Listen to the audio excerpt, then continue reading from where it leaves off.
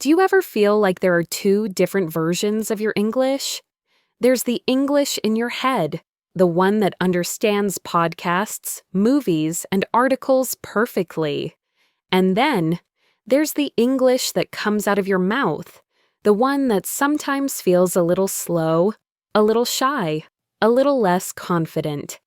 That feeling, that gap between knowing and speaking, is something almost every single learner experiences. And today, we are going to close that gap. Hello, everyone. Welcome to the Best English Podcast. My name is Sophia, and I'm here to be your guide on the journey from understanding English to speaking it with confidence. In today's episode, we are going to unlock the fluent English speaker that is already inside you.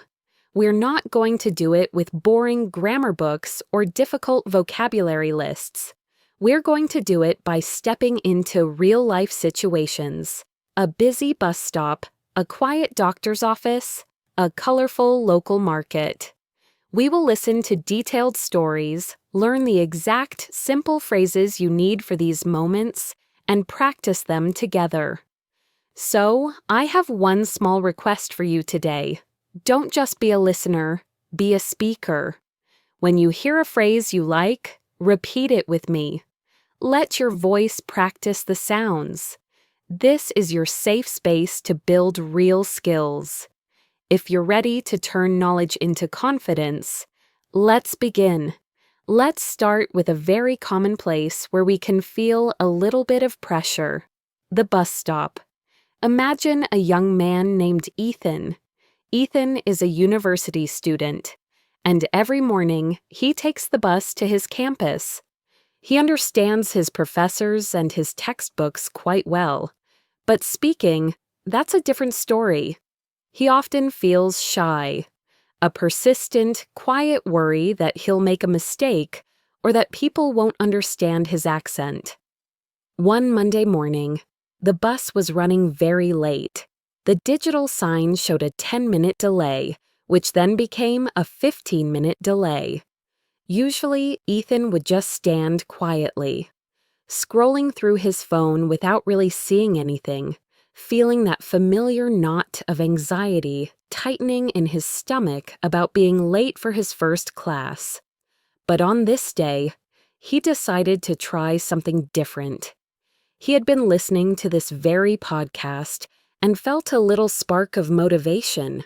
He noticed an elderly woman, Mrs. Gable, also looking down the road with a worried sigh. She was holding a large canvas bag filled with books. Instead of staying lost in his own silence, Ethan took a small, deliberate breath and said, "Excuse me, does this bus usually run so late?" It was such a simple question, but for him, it felt like climbing a small mountain. Mrs. Gable turned to him, her face softening into a kind smile. She replied, "Oh, some days it does, dear. You just never know with the city traffic. One little accident can stop everything." Ethan felt a small wave of relief wash over him. She understood him perfectly. Her voice was warm, and she didn't seem to notice his nervousness at all. Encouraged by this small success, he continued the conversation. "I'm a bit worried I'll be late for my lecture." Mrs. Gable nodded sympathetically, her eyes full of understanding. "I understand completely. I'm heading to the city library where I volunteer. They're not so strict about time with me. They know I'll get there when I get there, but it's always nice to be punctual, isn't it?" Her use of that little question at the end, "isn't it?" comma, felt like an invitation to keep talking. So Ethan asked, "You volunteer at the library? That sounds wonderful. What do you do there?" This question opened the door to a real conversation. Mrs. Gable's face lit up. "Oh, I read stories to the children on Monday mornings. It's the best part of my week. Their faces, so full of imagination." They continued to chat for a few more minutes, talking about the university, the books she was carrying, and the unpredictable spring weather. When the bus finally lumbered around the corner, Ethan felt completely different. He wasn't just a nervous student waiting anxiously anymore. He was a person who had just had a pleasant, interesting conversation. He had connected with another human being. He realized that the fear of making a mistake was a much bigger, scarier monster in his mind than it was in reality. This little story about Ethan has such a powerful message for us. Confidence doesn't come from being perfect. It comes from the simple act of trying. Ethan used a very simple, polite phrase to start the conversation. "Excuse me." This is a wonderful tool to have in your communication toolkit. You can use it in so many situations to get someone's attention politely before you ask a question. Let's practice that. Just say it out loud after me, with a gentle, friendly tone. "Excuse me." Wonderful. Another phrase he used was, "I'm a bit worried." This is a great way to express your feelings in a soft, natural way. Instead of saying, "I am worried," which can sound a bit strong or dramatic, "a bit worried" is more casual and makes you sound very human and relatable. Let's try that one too. Repeat after me. "I'm a bit worried." Excellent. The most important thing Ethan learned was that most people are friendly and patient. Mrs. Gable didn't judge his English. She wasn't listening for grammar mistakes. She was just enjoying the human connection. So the next time you find yourself waiting, maybe in a line at the supermarket or for a train, look around. Maybe there's a small opportunity for you to practice a simple sentence and build a little bit of your own confidence. That experience at the bus stop, turning a moment of passive waiting into a moment of active connection, is such a powerful idea. It shows us that opportunities to practice English are all around us, not just in a classroom. This reminds me of another person I know, a young woman named Chloe, who faced her fear in a different but equally common setting: the doctor's office. Going to the doctor can be stressful in any language. But when you have to explain how you're feeling, describing symptoms in a language that isn't your first, it can feel even more daunting. Chloe had been feeling unwell for a few days. She had a persistent cough that kept her awake at night and a very sore throat that made it painful to swallow. And she knew she needed to see a doctor. She managed to make an appointment over the phone, but as the day approached, she grew more and more nervous. A storm of worries filled her mind. "What if I can't explain my symptoms correctly?" she thought. "What if the doctor doesn't understand me and gives me the wrong medicine? What if I forget the right words for fever or dizzy?" She almost canceled the appointment, tempted to just stay home and hope she got better on her own. But then she remembered why she was learning English in the first place: to be independent and to handle her own life in her new country. So, she took a piece of paper and a pen. She wrote down a few keywords and simple phrases: persistent cough, sore throat, very tired, and for 3 days. It was a simple list, but it was her tool, her safety net. Holding that piece of paper made her feel just a little bit more in control. When she sat in the examination room in front of the doctor, Dr. Evans, her heart was pounding in her chest. Dr. Evans smiled gently and asked in a calm voice, "Good morning. What seems to be the trouble today?"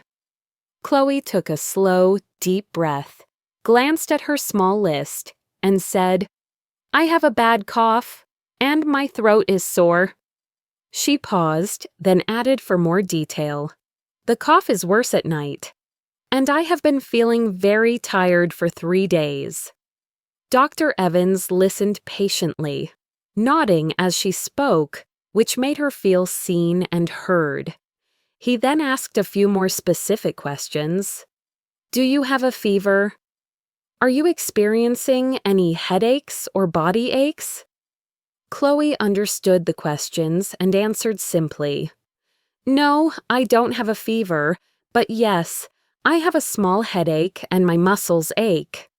The doctor examined her and then said, It sounds like you have a common cold, but a rather strong one. The most important things are to rest and drink plenty of fluids, like water and tea.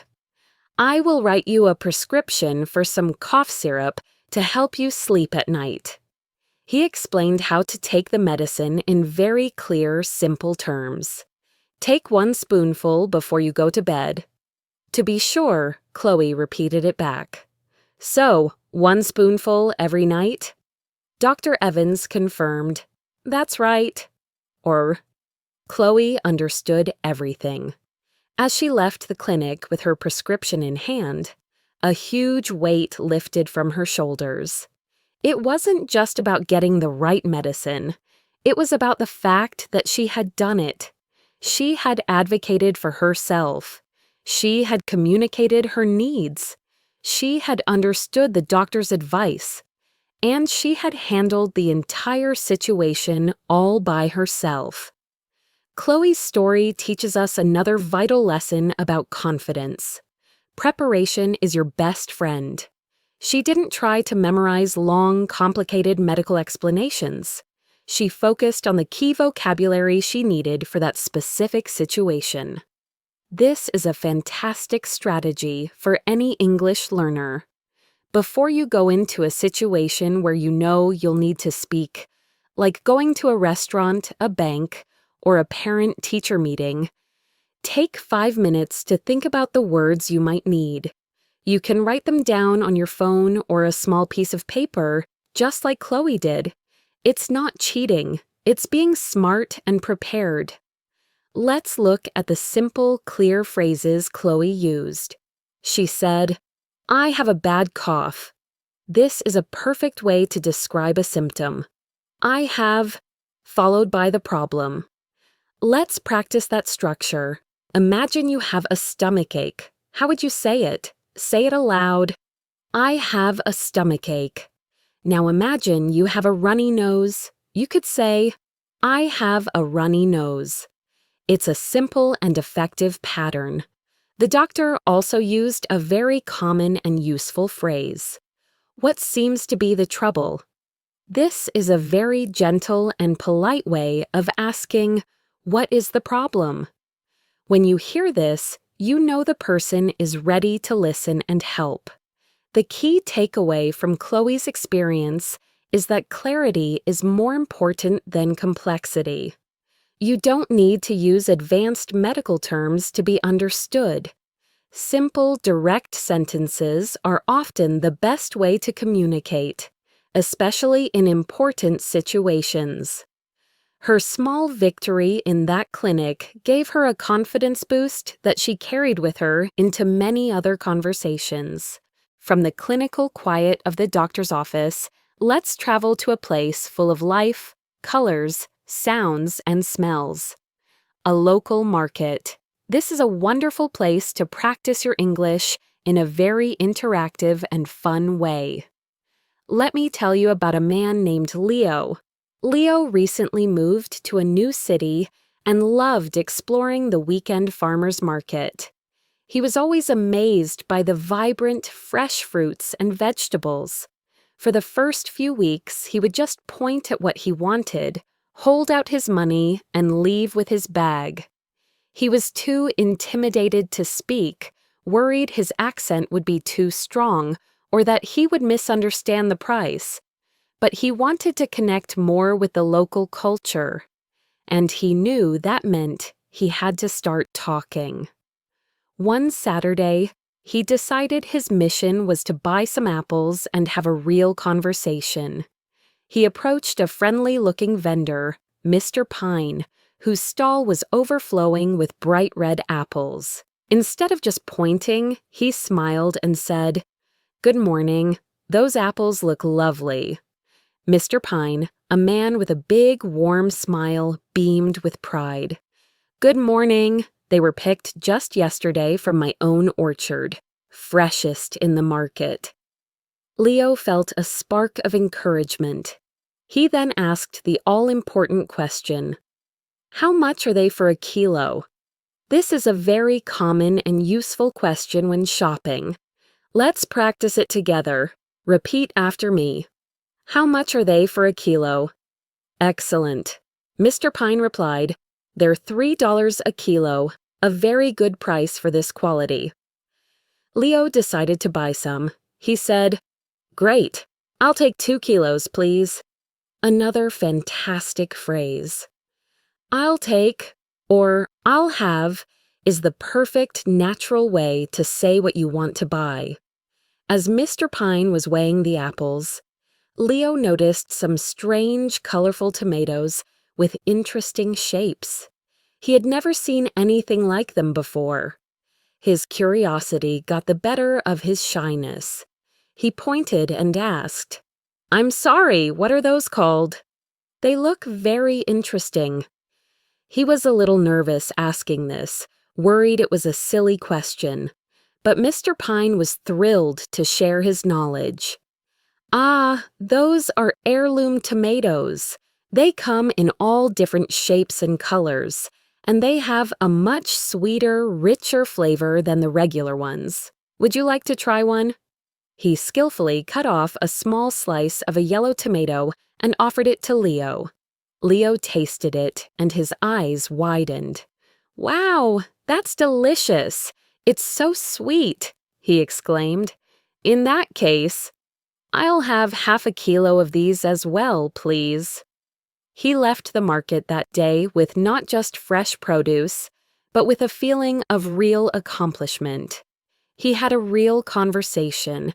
He learned a new word, heirloom. And he discovered a new type of tomato, all because he decided to speak. Leo's story highlights the incredible importance of asking questions. Curiosity is a wonderful engine for language learning. When you see something you don't recognize, don't be afraid to ask, "What is that called?" People often love to share what they know, especially when it's something they are passionate about. Another useful phrase Leo used was, "Those apples look lovely." Giving a small, genuine compliment is a great way to start a friendly conversation. It makes the other person feel good and opens the door for a positive interaction.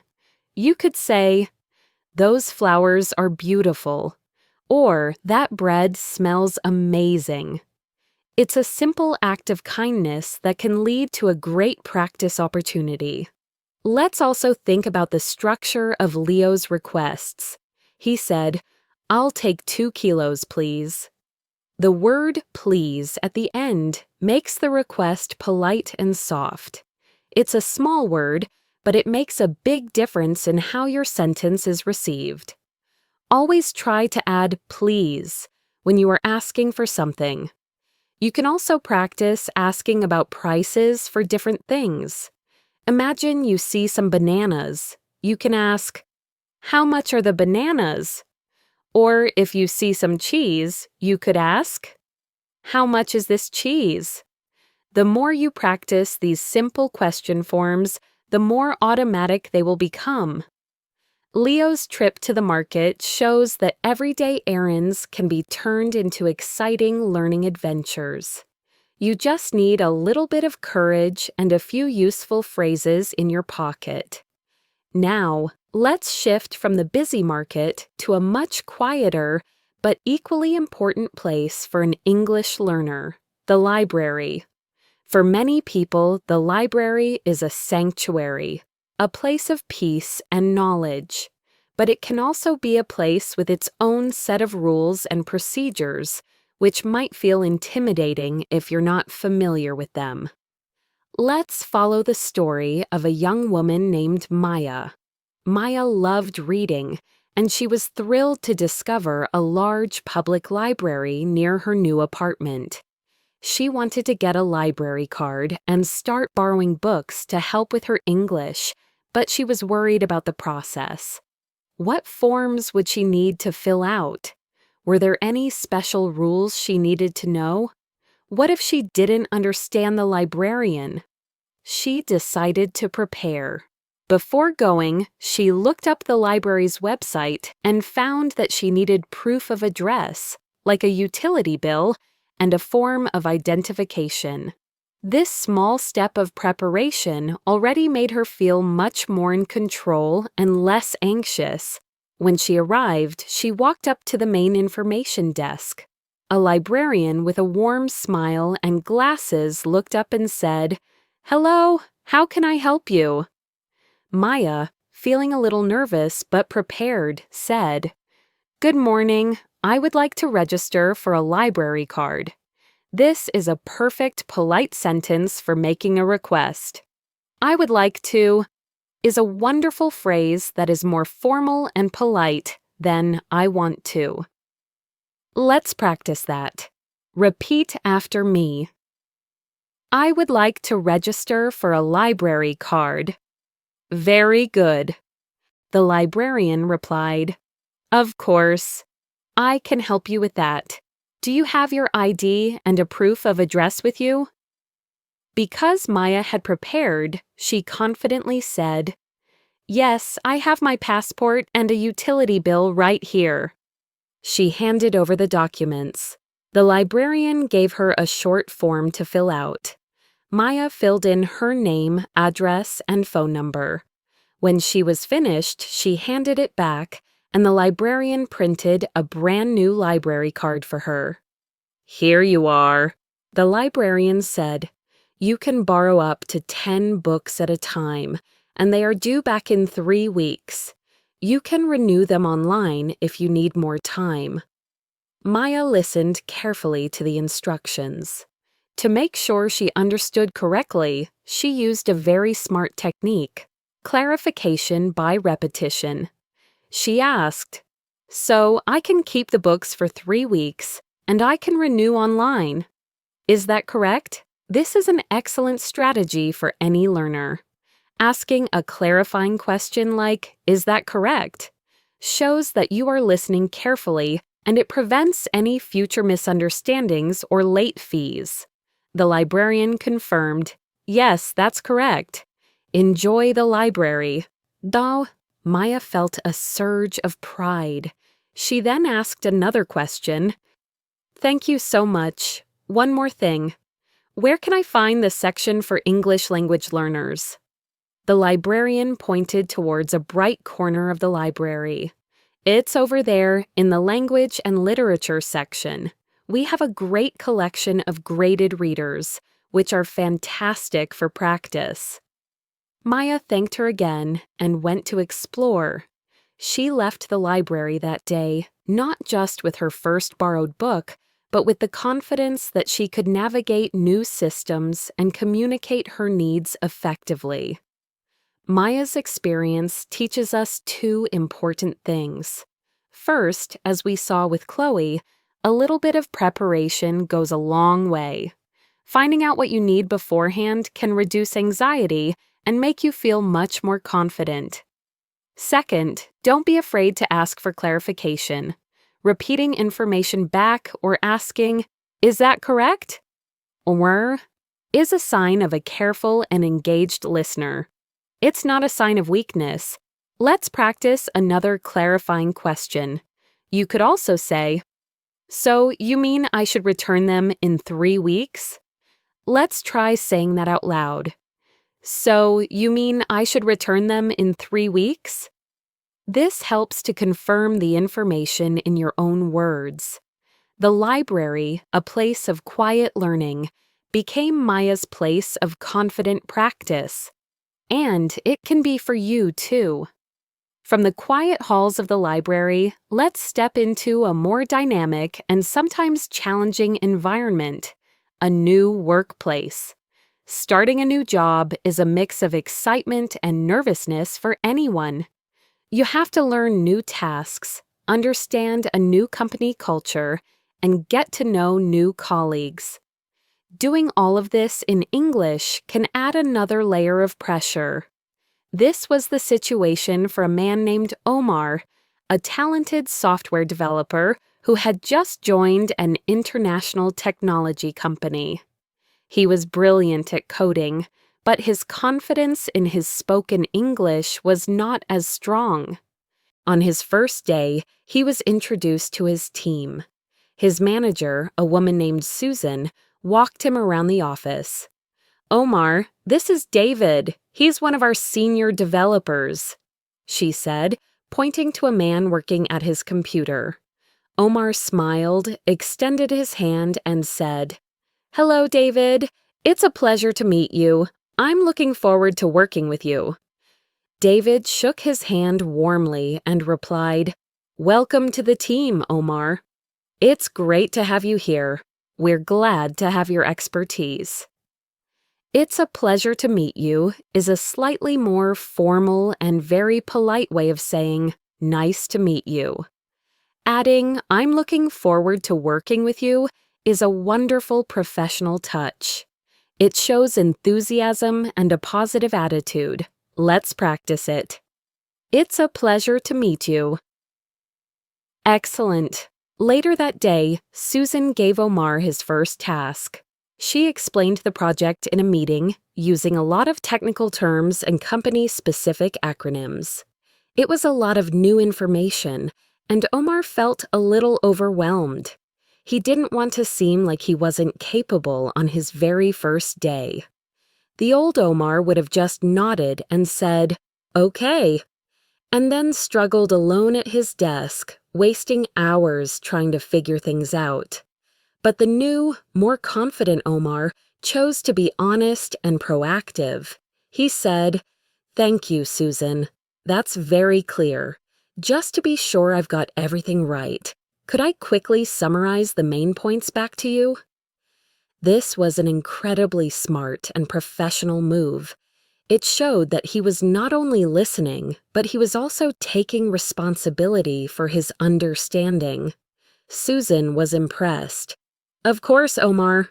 That's a great idea. Please go ahead." Omar then said, "So if I understood correctly, my first step is to review the existing code in the Phoenix module. After that, I need to identify any bugs related to the user authentication process. And finally, I should report my findings to you in an email by the end of the day. Is that correct?" Susan smiled. "That's exactly right. You've got it perfectly. And Omar, if you have any questions at all, please don't hesitate to ask. My door is always open." Omar felt a sense of relief and confidence. He knew exactly what he had to do, and he had also established a positive and open relationship with his manager from the very beginning. Omar's story provides a powerful lesson for a professional environment. Asking for clarification is not a sign of weakness, it's a sign of professionalism. Phrases like, "Just to be sure I've got everything right," or "If I understood correctly," are excellent tools.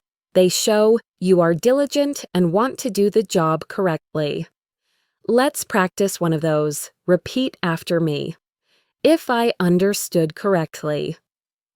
It's a fantastic phrase for any meeting or when you're given instructions. Another important aspect of Omar's success was his proactive approach. He didn't wait to be asked if he understood. He took the initiative to confirm. This builds trust with colleagues and managers. In a new job, it's also important to be friendly and approachable with your teammates. During the lunch break, Omar saw David sitting alone in the break room. He could have just sat by himself, but he walked over and asked, Do you mind if I join you? This is a very polite and common way to ask to sit with someone. David welcomed him, and they had a great conversation about their interests outside of work, discovering a shared love for science fiction movies. Small actions like these: asking to join someone for lunch, offering a polite greeting in the morning, or asking a colleague about their weekend, help you to build relationships and become a part of the team. It also gives you wonderful, low-pressure opportunities to practice your conversational English. Let's now move from the professional world of an office to something we all do: making plans over the phone. Using the telephone can be one of the most challenging skills for a language learner. Why? Because you can't see the other person's face. You can't rely on gestures or facial expressions to help you understand. You only have their voice, their pace, and their accent. This is why practicing phone conversations is so important.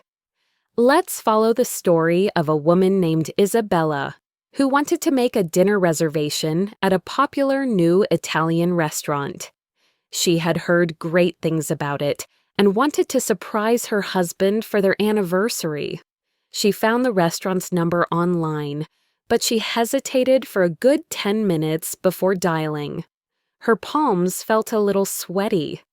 What if I can't understand them? What if they speak too fast? What if I stumble over my words? She worried. Then she took a breath and reminded herself of her goal. She dialed the number. A voice answered. "Good evening, the Olive Tree. How may I help you?" Isabella, speaking slowly and clearly, said, "Hello, I would like to make a reservation for 2, please." This is the perfect opening line. "I would like to make a reservation," is exactly what the person on the other end expects to hear. The person at the restaurant replied, "Certainly. For which evening?" Isabella said, "For this Friday evening, September 22nd. Being specific with a date is very helpful. The person asked, "And at what time?" Isabella replied, "At 7:30, if possible." The phrase, "if possible," is a nice, polite touch. It shows that you are flexible and understand that your preferred time might not be available. The person checked their booking system. There was a pause, and then he said, "I'm sorry, we are fully booked at 7:30. We do have a table available at 8 o'clock, or an earlier one at 6:30. Would either of those times work for you?" Here, Isabella faced a small challenge. The person spoke a little quickly, and she had to process the 2 different times. Instead of panicking or just agreeing to anything, she asked for a moment. "Just a moment, please," she said calmly. Then she repeated the options to herself quietly to make sure she understood. 8 o'clock or 6:30. She decided that 8 o'clock would be fine. She then said, "Okay, 8 o'clock would be great. Thank you." The person at the restaurant then asked for her name. "Could I take your name for the booking, please?" Isabella replied. "Yes, the name is Isabella Rossi." She knew her last name could be tricky, so she immediately offered to spell it. That's Rossi. Gra. Spelling your name over the phone is a very common requirement, so it's a good idea to practice the English alphabet. The person confirmed, "All right, Ms. Rossi. We have you down for a table for 2 this Friday at 8 p.m. We look forward to seeing you then." Isabella felt a huge smile spread across her face. "Thank you so much for your help. Goodbye." She had done it! Isabella's phone call is full of useful language and strategies. First, she spoke slowly and clearly. When you're on the phone, this is especially important. Don't rush your words. Second, when she needed a moment to think, she politely asked for it by saying, "Just a moment, please." This is much better than just being silent, which might confuse the other person. Third, she was prepared to spell her name. This is a crucial skill for any phone conversation. Let's practice asking for a name. The person said, "Could I take your name, please?" This is a very polite way to ask. Let's try repeating it. "Could I take your name, please?" And Isabella's reply was also perfect. "Yes, the name is," followed by her name. This seemingly small task of making a reservation was a big confidence booster for Isabella. It proved to her that she could handle phone conversations. The key is to stay calm, listen carefully, and not be afraid to ask for a moment or for clarification if you need it. You can practice this yourself. You can pretend to call a restaurant or a hotel and have a conversation with yourself. It might feel silly at first, but it will prepare you for the real thing. After successfully making a reservation, let's join another character, also named Sophia, in a situation that is all about relaxed, friendly conversation. Making small talk with a neighbor. Small talk is the light, casual conversation we have with people we don't know very well. It's about being friendly, showing interest, and building connections within your community. For many learners, starting a conversation with a stranger can be the scariest thing of all. But it doesn't have to be. Sophia lived in an apartment building, and she often saw her neighbor, Mr. Harrison, an older gentleman, tending to his beautiful plants on his balcony. She always wanted to say something about his incredible flowers, but she felt shy.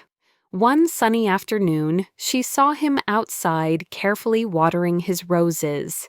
She decided today was the day. She walked over to her own balcony, which was next to his, and smiled. She started with a simple, safe topic, the weather. "It's a beautiful day, isn't it?" she said.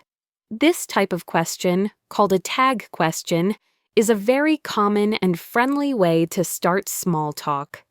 You make a statement, "It's a beautiful day," and then you add a small question at the end, "Isn't it?"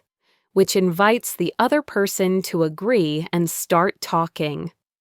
Mr. Harrison looked up from his plants and smiled back warmly. "It certainly is. Perfect weather for the roses. They love the sunshine." Sophia saw her opportunity to continue the conversation. She gave a genuine compliment. "Your flowers are always so beautiful, Mr. Harrison. You have a real talent for gardening." A sincere compliment is one of the best ways to make someone feel good and keep a conversation going. Mr. Harrison was clearly pleased. "Thank you, my dear. It's just a little hobby of mine. It keeps me busy and gives me something beautiful to look at." Sophia then asked an open-ended question to learn more. "What kind of flowers are those red ones? The color is so vibrant. I've never seen them before." An open-ended question is one that can't be answered with a simple yes or no. It encourages the other person to talk more and share their knowledge. He explained that they were a special type of rose called Mr. Lincoln, and even told her a short story about how he got the first plant from his wife many years ago. They talked for about 10 minutes about flowers, the neighborhood, and the changing seasons. Before going back inside, Sophia ended the conversation politely. She said, "Well, it was lovely talking to you. I should get back to my work now. Have a wonderful afternoon." This is a perfect way to end a casual chat. It's polite, it gives a reason for leaving. "I should get back to my work." And it ends with a warm wish. Have a wonderful afternoon. Mr. Harrison replied, "You too, Sophia." It was a pleasure. From that day on, Sophia and Mr. Harrison always exchanged friendly greetings and short conversations. Sophia's world felt a little bit bigger and a lot more friendly. Sophia's interaction with her neighbor is a perfect model for successful small talk. Let's review the steps. 1. Start with a safe general topic like the weather. 2. Give a sincere compliment. 3. Ask open-ended questions to show you're interested. And 4. End the conversation politely when it's time to go. Let's practice one of the key phrases. Sophia's opening line, "It's a beautiful day, isn't it?" Try saying it with a friendly, light tone. "It's a beautiful day, isn't it?" And her closing line, "Well, it was lovely talking to you." Repeat that one too. "Well, it was lovely talking to you." Wow! These phrases are like keys that can unlock countless friendly conversations and help you build your confidence in a relaxed, natural way. You don't need to have deep, meaningful conversations every time you speak English. Sometimes a short, friendly chat is exactly what you need to feel connected and practice your skills. Let's move from the friendly chat on the balcony to another very common and practical situation: shopping for clothes and maybe even having to return something. This involves specific vocabulary about sizes, colors, and also the language of polite negotiation if something isn't right. Let's follow the story of a man named Ben. Ben needed to buy a new shirt for a friend's birthday party. He went to a department store and started looking through the racks of clothes. It was a bit overwhelming. A shop assistant approached him and asked a very common question. "Can I help you find anything?" Ben, instead of just saying, "No, thanks, I'm just looking," decided to use this as a practice opportunity. He replied, "Yes, please. I'm looking for a casual shirt, maybe in blue or green." The phrase, "I'm looking for," is perfect for this situation. Adding the color preference helps the assistant help you better. The assistant asked, "Of course. What size do you wear?"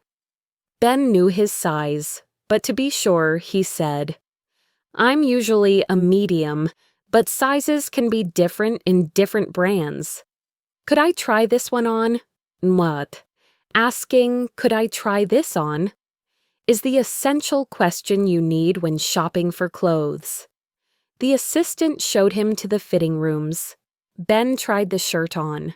It was a nice color, but it was a little too tight across the shoulders. He came out and found the assistant. He said, "This one is a little tight. Do you have it in a large?" Using simple adjectives like tight or loose is very effective. The assistant checked and brought him the larger size. This time it fit perfectly. Ben was happy. He said, "This is perfect. I'll take it." He went to the cash register to pay. But the story doesn't end there. A few days later, Ben's friend opened the gift at his party and loved the shirt. But when he tried it on, he discovered a small hole in the sleeve that Ben hadn't noticed. Ben felt terrible. He knew he had to return the shirt to the store. Returning an item can feel even more stressful than buying it. You have to explain a problem, and you're not sure how the store will react. Ben went back to the store the next day with the shirt and the receipt. He found the customer service desk and said to the person there, "Excuse me, I'd like to return this shirt." The person asked, "Is there a problem with it?" Ben explained clearly and calmly, "Yes, I bought it a few days ago as a gift, and we just discovered that there is a small hole in the sleeve." He showed them the hole. The customer service representative looked at it and said, Oh, I'm very sorry about that. That's definitely a manufacturing fault. Would you like to exchange it for a new one, or would you prefer a full refund? Ben thought for a moment. He said, I'd like to exchange it, please. My friend really liked the shirt. The representative found a new shirt in the same size and color, checked it carefully to make sure it was perfect, and gave it to Ben. Here you go, she said. Again, I do apologize for the inconvenience. Ben felt relieved and happy. Thank you so much for your help. I really appreciate it. Ben's experience, both buying and returning, is full of valuable language. When buying, phrases like, I'm looking for, could I try this on? And do you have this in a different size or color? Are essential. When returning an item, it's important to be clear and polite, even if you're feeling frustrated. Ben started with, I'd like to return this shirt. And then he explained the problem simply. There is a small hole in the sleeve. The store's response also gives us useful vocabulary. Would you like to exchange it, or would you prefer a refund? An exchange means you get a new item. A refund means you get your money back. Understanding these two words is very important. Finally, Ben's closing, I really appreciate it, is a wonderful, warm way to say thank you. It's a little stronger and more heartfelt than just, thank you. Let's practice that one. I really appreciate it. Great work. Handling these kinds of practical, real-life transactions successfully can give you a huge sense of independence and confidence in your English skills. So far, we have navigated bus stops, doctor's offices, markets, libraries, workplaces, phone calls, balconies, and clothing stores. In each of these places, we've seen how simple language and a little bit of courage can turn a moment of anxiety into a moment of success. Now, let's explore a situation that combines listening, understanding, and responding in real time, asking for and giving directions. Getting lost in a new place is a universal experience, and being able to ask for help is a crucial skill. Let's meet Maria, who is visiting a big city for the first time. She wanted to go to the famous City Art Museum. She had a map on her phone, but the signal was weak, and the little blue dot was jumping all over the screen. She was feeling completely turned around. She saw a police officer standing on a corner, helping tourists, and decided to ask for help. She walked up to him and said politely, "Excuse me, officer. I'm a little lost. Could you please tell me how to get to the City Art Museum?" Starting with, "I'm a little lost," is a great way to explain your situation. It immediately lets the person know what kind of help you need, and it sounds more natural than, "I am lost." The officer replied kindly, "Of course. It's not too far from here. You're actually walking in the right direction." Maria felt a little bit of relief. The officer continued with the instructions. You need to go straight down this street for 2 blocks. When you get to the big intersection with the traffic lights, turn left onto Oak Avenue. Walk 1 more block, and the museum will be on your right. It's a big white building with large columns. You can't miss it. Now, this is where the listening part becomes critical. The officer gave several pieces of information. 1. Go straight for 2 blocks. 2. Turn left at the traffic lights. 3. The museum is on the right. This can be a lot to remember, especially when you're feeling a bit stressed. So, Maria used a very smart strategy. She repeated the directions back to confirm, breaking it down into smaller parts. She said, "Okay, So I go straight for 2 blocks and then I turn left at the traffic lights. Is that right? This is perhaps the most important skill when you're getting directions. Repeating the information not only confirms that you heard it correctly, but it also helps your brain to process and remember it. The officer smiled and said, "Yes, that's exactly right. After you turn left, it's just 1 more block." Maria thanked him profusely. "Thank you so much for your help. That's very kind of you." She followed the directions, picturing his words in her mind. And just as the officer had said, after turning left at the traffic lights and walking 1 more block, she saw the big white building of the museum on her right. She felt incredibly proud, not just that she had found the museum, but that she had successfully navigated the situation using her English. Let's break down the language here. "Could you please tell me how to get to?" is the classic perfect phrase for asking for directions. Let's practice it.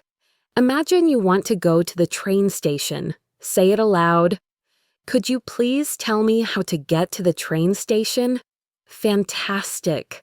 The vocabulary used in giving directions is also important to recognize.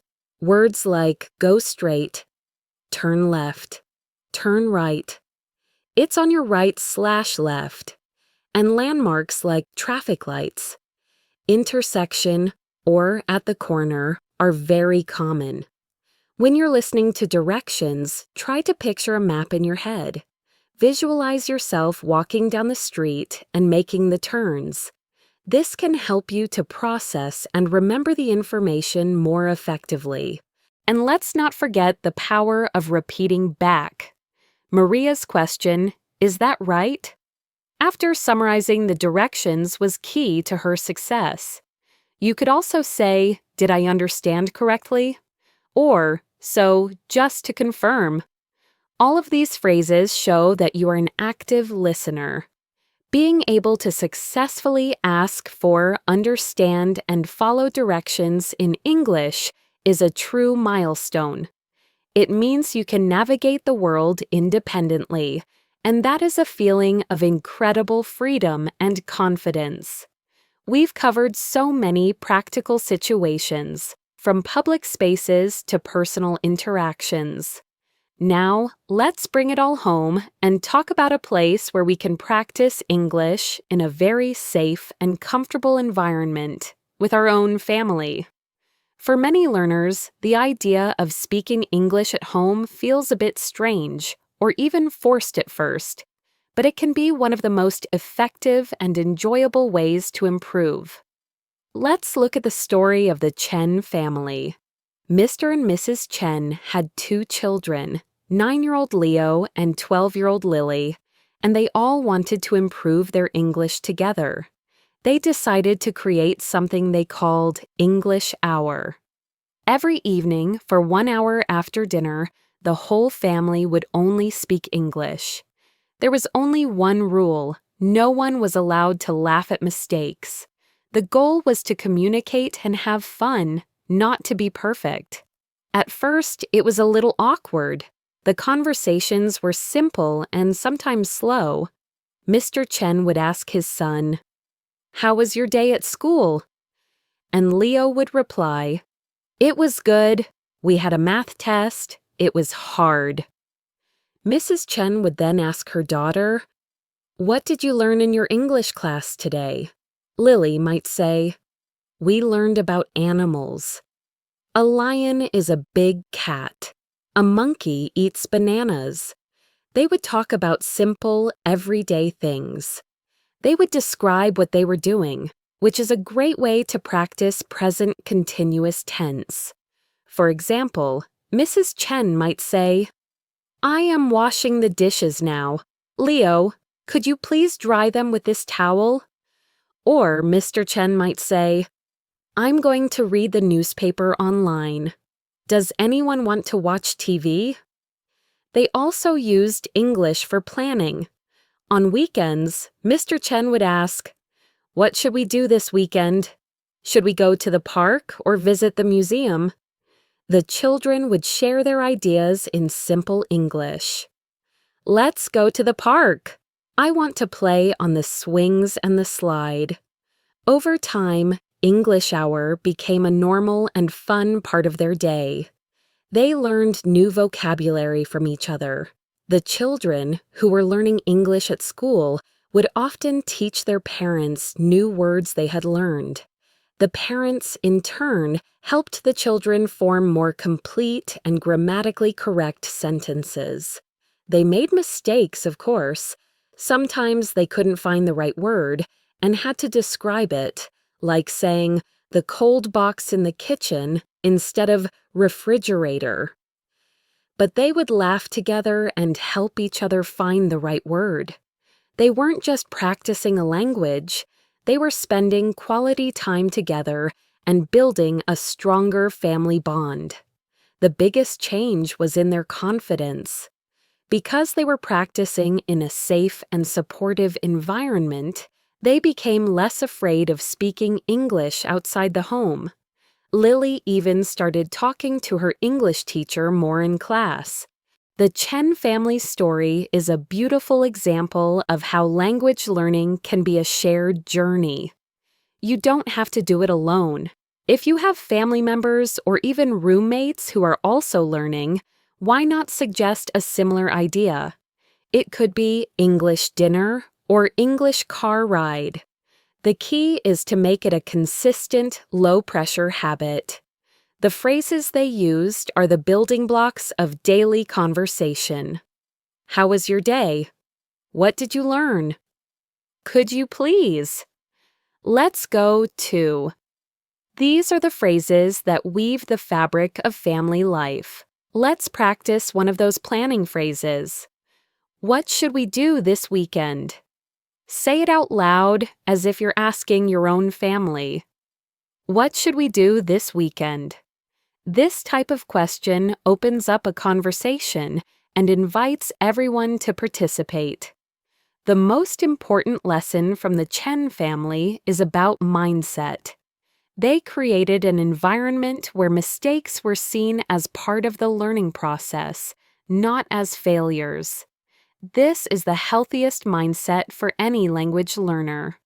When you free yourself from the fear of being perfect, you open yourself up to the joy of communication. And when you can communicate with the people you love in a new language, the feeling of confidence and connection is truly special. As we come towards the end of our time together today, I want to bring all these stories and lessons together. We met Ethan at the bus stop, who learned that trying is the first step to confidence. We followed Chloe to the doctor's office, where she discovered the power of preparation. We went shopping with Leo at the market and saw how curiosity can lead to wonderful conversations. We registered for a library card with Maya, who taught us the importance of asking for clarification. We started a new job with Omar and learned that professionalism includes clear communication. We made a phone call with Isabella and overcame the challenge of not being able to see the person we're talking to. We had a friendly chat with Sophia and her neighbor and mastered the art of small talk. We went through the process of buying and returning clothes with Ben, handling a problem with politeness. We found our way in a new city with Maria, learning to listen and confirm directions. And finally, we spent an hour with the Chen family, who showed us that the best practice space might be our own home. Each of these stories, each of these characters, faced a small moment of fear or uncertainty. But they all had one thing in common. They took a small, brave step forward. They used simple, clear English to connect with another person, to ask for help, to state their needs, or to simply share a friendly moment. And in doing so, they didn't just complete a task, they built a little piece of confidence. Confidence is not a destination you arrive at one day. It's not a switch that you suddenly turn on. It is like a muscle. The more you use it, the stronger it gets. Every time you choose to speak instead of staying silent, you're doing a repetition. Every small, successful conversation is a building block that makes the next one a little bit easier. The vocabulary and phrases we have practiced today are your tools. Phrases like, "Excuse me? Could you please?" "I would like to." "How much is I'm looking for?" Is that correct? It was lovely talking to you. These are not just words to be memorized. They are keys that can open doors to communication. I encourage you to choose just one or two of these phrases and make it your goal to use them this week. Don't try to use all of them at once. Start small. Maybe you'll decide to start a short conversation with a shopkeeper, just like Leo did. Or maybe you'll decide to call a restaurant to ask about their opening hours, just to practice your phone skills like Isabella. The action you take is less important than the act of taking it. And please, remember the most important rule of all. Be kind to yourself. You will make mistakes. You will forget words. You will sometimes feel frustrated. This is not a sign of failure. It is a sign that you are learning. It is a sign that you are growing. Every fluent English speaker you have ever met was once a beginner, struggling to find the right words. They got to where they are not because they were perfect, but because they were persistent. They kept trying, they kept practicing, and they kept believing in themselves. Your journey is your own, and every step forward, no matter how small, is a victory worth celebrating. Thank you so much for joining me on the Best English podcast today. I truly hope that these stories and practices have made you feel more inspired and less alone on your English learning journey. The power to become a confident English speaker is already inside you. It's in your voice, waiting to be used. So go out there and let the world hear it.